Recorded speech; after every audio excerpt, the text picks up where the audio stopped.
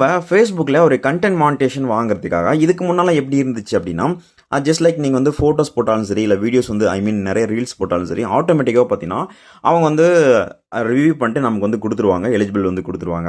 ஆனால் இத்தனை ரீல்ஸ் போட்டுருணும், இல்லை இந்த ரீல்ஸ்க்கு இவ்வளோ வியூஸ் வரணும், இத்தனை ஃபோட்டோஸ் போட்டிருக்கணும், அப்படி இந்த ஃபோட்டோஸ் போட்டோ இல்லை டெக்ஸ்ட் போட்டாவோ உங்களுக்கு இத்தனை வியூஸ் வந்திருக்கணும் அப்படிங்கிறதெல்லாம் எதுவுமே கிடையாது. ஜஸ்ட் லைக் நீங்கள் வந்து போட்டால் மட்டும் போதும். நீங்கள் ரெகுலராக ஒரிஜினல் கண்டென்ட் போட்டுட்டு இருந்தீங்கன்னா உங்களுக்கு வந்து அப்ரூவல் வந்து கொடுத்துருவாங்க கண்டென்ட் மானிட்டேஷன். உண்மையாக சொல்லணும் அப்படின்னா, யூடியூபை விட ஃபேஸ்புக்கில் நமக்கு வந்து அமௌண்ட்டும் பார்த்தீங்கன்னா அதிகம் தான். அது வித்ட்ரா பண்ணுறவங்களுக்கு அதில் வந்து ஏர்ன் பண்ணுறவங்களுக்கு கண்டிப்பாக வந்து தெரியும். ஸோ இப்போ என்ன பண்ணிட்டாங்க அப்படின்னு பார்த்தீங்கன்னா, ஃபேஸ்புக் தரப்புலேருந்து அன்லாக் கண்டென்ட் மானிட்டேஷன் அப்படிங்கிற மாதிரி ஒரு சேலஞ்ச் வந்து கொடுக்க ஆரம்பிச்சிட்டாங்க. நீங்கள் வந்து கரெக்டாக வந்து உங்களுக்கு வந்து ஒரு மாதம் அந்த 30 நாட்களில் பார்த்தீங்கன்னா நீங்கள் 3 லட்சம் வியூஸை வந்து கொண்டு வர வைக்கணும். அந்த 3 லட்சம் வியூஸ் எப்படி வரலாம் அப்படின்னா, நீங்கள் டெக்ஸ்ட்டாக போட்டாலும் சரி, இல்லை ஃபோட்டோஸ் மட்டும் ஷேர் பண்ணாலும் சரி, இல்லை நீங்கள் பார்த்தீங்கன்னா ரீல்ஸ் போட்டாலும் சரி, இல்லை எந்த மாதிரி போட்டாலும் சரி, உங்களுக்கு பார்த்தீங்கன்னா 3 லட்சம் வியூஸ் வந்து வரணும். அவங்க சொன்ன டேட்குள்ளே, டைம்குள்ளார.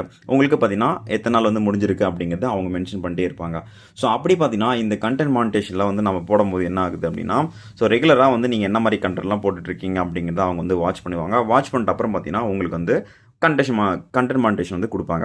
ஸோ நான் பார்த்தீங்கன்னா நமக்கு இது ஜூலை ஸ்டார்ட் ஆச்சு. ஜூனில் ஸ்டார்ட் ஆகிருக்கு. ஜூன் 19th வந்து நான் ஸ்டார்ட் பண்ணேன். ஆனால் எனக்கு பார்த்தீங்கன்னா 3 நாள்லேயே நான் வந்து கம்ப்ளீட் பண்ணிட்டேன். ஸோ கம்ப்ளீட் பண்ணிட்டேன் அப்படிங்கிற பட்சத்தில் ஸோ இப்போ பார்த்தீங்கன்னா நமக்கு வந்து கண்டென்ட் வந்து மானிட்டேஷன் ஆச்சா அப்படின்னா, என்னபிள் ஆச்சா அப்படின்னு கேட்டிங்கன்னா கிடையாது. ஏன்னா அவங்க என்ன மென்ஷன் பண்ணியிருப்பாங்கன்னா, ஸோ நீங்கள் வந்து உங்களுடைய கண்டென்ட்லாம் நாங்கள் பேஸ் பண்ணி உங்களுக்கு வந்து ஆகஸ்ட் எண்டுக்குள்ளார நாங்கள் வந்து உங்களுக்கு ரிவ்யூ கொடுத்து உங்களுக்கு அப்ரூவல் கொடுக்குறாங்களா இல்லையா நாங்கள் சொல்லிவிடுவோம் அப்படிங்கிற மாதிரி வந்து சொன்னாங்க.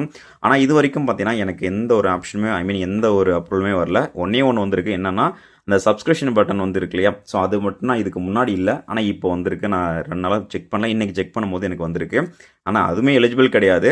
ஜஸ்ட் லைக் பார்த்தீங்கன்னா வந்து நாட் எலிஜிபிள் தான் வந்து வந்திருக்கு. சரி, ஓகே.